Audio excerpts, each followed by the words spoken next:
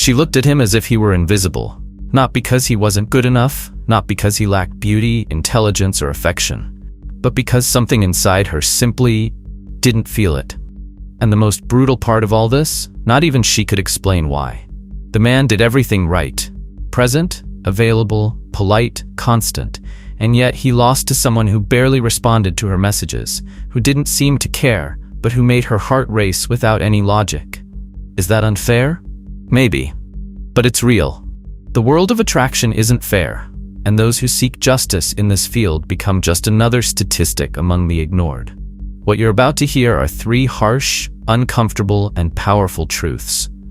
Truths that will take you away from the crowd of men who follow formulas that don't work, and place you among the rare few who understand how female instinct works, where emotion rules and logic is just an obedient secretary.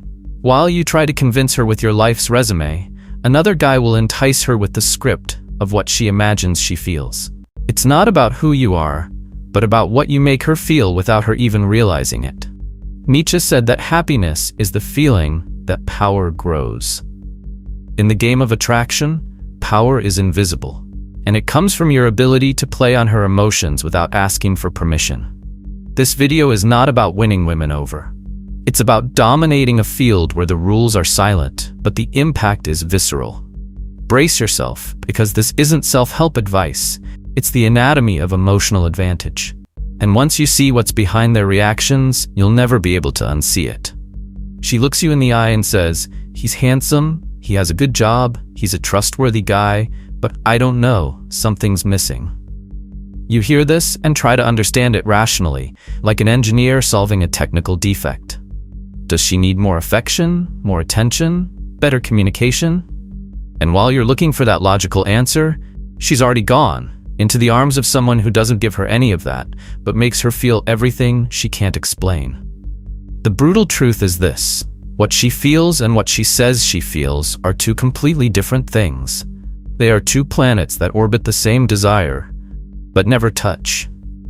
The problem is that you're always trying to seduce her through the planet of words, when all that really matters is hidden in the realm of instinct.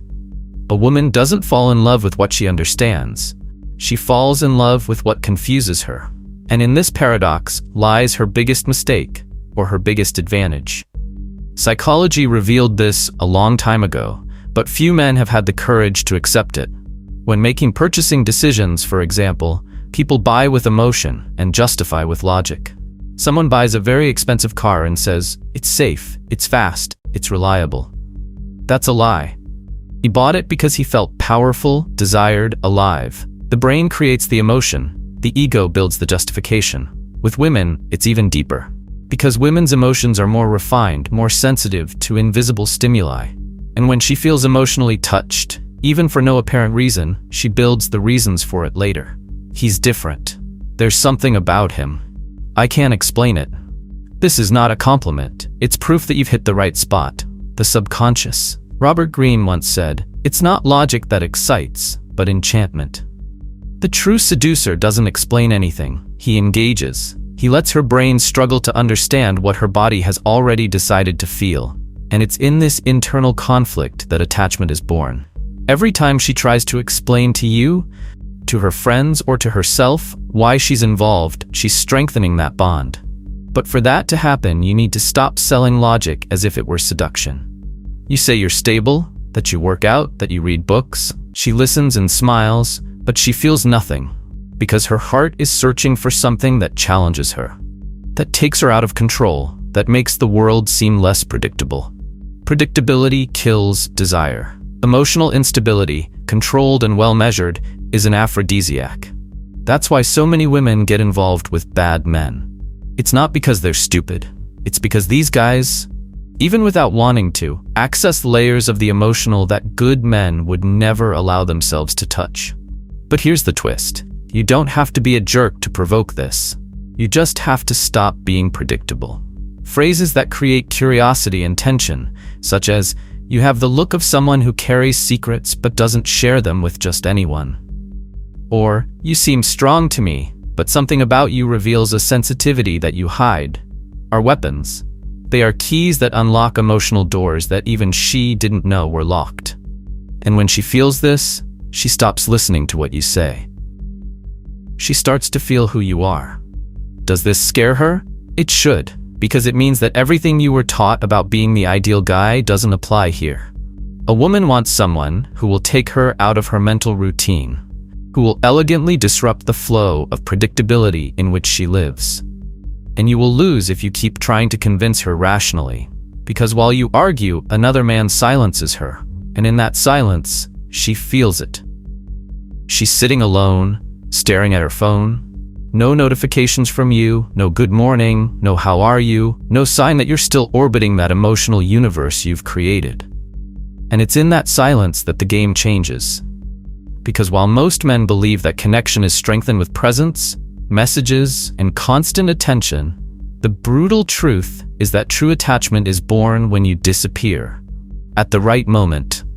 The female brain doesn't fall in love during the encounter.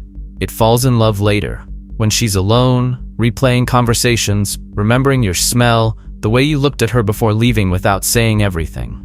That's when the movie starts playing in her head. And the more gaps you leave, the more she fills them with fantasy. Most men live in panic of emptiness. They think, if I don't answer now, someone else will answer. And maybe they will. But what these men don't understand is that desire isn't born from security. It's born from tension, from doubt, from why hasn't he called me yet? Desire is not linear. It is an emotional loop that feeds on absence.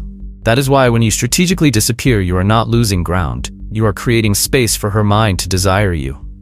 This is neuroscience. And it is also art. The philosopher Ortega y Gasset said that the combination of fascination and surrender is essential for love. But fascination does not survive when everything is handed to her on a silver platter. Fascination needs absence, shadows, mystery. The seducer who understands this acts like a film director. He ends the scene at the most intense moment and leaves the audience thirsty for the next one. When you send that perfect message, create an intense connection, and then fall silent, she goes into internal collapse. Not because you disappeared, but because the film had no ending. The mind hates unfinished stories, and it will keep repeating the scene until it finds meaning. This repetition is what generates attachment. She remembers what you said, the way you smiled, the way you picked up the glass of wine, or how you looked at her without responding. And while she tries to decipher these codes, you become an emotional presence even in your physical absence. This is more powerful than any conversation, because it is her imagination that does the work for you. And imagination always edits. It removes your flaws, enhances your merits, softens your flaws. You become bigger than you are, more interesting, more desired, more inexplicable. But there's a fine line between mystery and disinterest. Disappearing is not vanishing. It is knowing when to be silent. It is knowing when to let her experience the emotional impact you have caused. It is causing a shock, and then letting the echo spread. If you interrupt this process with empty messages, with automatic good mornings, or trying to confirm her interest, you break the magic. You force a cycle that should be spontaneous. You interfere with the most powerful work of attraction, calibrated emotional absence. Many men lose incredible women not because they were bad, but because they were too available, too present. He is great, but I don't get butterflies. What she means is, he never left my brain in doubt. And that's fatal, because desire is born from uncertainty, from unpredictability, from the pulsating absence. This technique is not for amateurs. It requires emotional control. You'll want to write, you'll want to justify yourself, you'll fear losing her to someone faster. But every time you hold back, you feed the right game. A woman doesn't get addicted to attention. She gets addicted to the feeling of being emotionally committed to someone who isn't immediately within reach. And when you finally show up, she's already emotionally yours. Because what holds her back isn't you. It's what you make her feel when you're not there. When you understand this, you leave the field of those who beg for presence and enter the select group of those who control emotional time. You don't speed up. You disappear at the peak. And when you come back, she's been waiting for you for hours inside your head. She crosses her arms, looks at you, and says, I don't want you to misunderstand me. It's just that I'm not like that. At that moment, the tables are turned, and you didn't even notice. Most men hear female justifications as something banal, almost annoying. But what's happening there is the silent construction of attachment. Her brain is trying to organize something that has already happened emotionally. She felt vulnerable around you, and now she needs to explain herself. And here's the brutal truth that no one tells you. When a woman justifies herself emotionally, she's not explaining, she's investing. And every emotional investment needs to protect itself. The more she tries to make you understand who she is, the more she gives you power. Because she starts to depend on your perception to keep her own internal narrative coherent. This is pure behavioral neuroscience. The philosopher Jose Ortega y Gasset wrote that surrender is born of fascination, but fascination without resistance turns into boredom. What fascinates is not the constant praise, it's the mirror that distorts, provokes, and challenges. When you make a provocative interpretation, like, "You look like someone who hurts others without realizing it," and she replies, "No, I'm the opposite of that," she has just started to prove to you that she is someone who deserves your validation. And at that moment, you stop being just another person. You became a reference. This is where most people go wrong. They try to clarify, please, resolve the tension. But tension is the womb of desire. Emotional discomfort is the space where she thinks about you the most. And you need to understand that at that moment, the most seductive thing you can do is do nothing. Let her explain. Let her talk. Let her build the web that binds her to you on her own. Explanations are a ritual of attachment. The more she talks about herself, the more you become the center of her emotional universe. You have become the mirror she wants to please, the judge she wants to impress, the mystery she wants to decipher. It is no coincidence that she talks to you again days later just to say, "I was thinking about what you said." This is attachment. This is fixation. And the more she tries to prove you wrong, the more you keep her engaged. That's why the true master of attraction doesn't seek acceptance. He offers doubt, not about respect, but about emotional reading.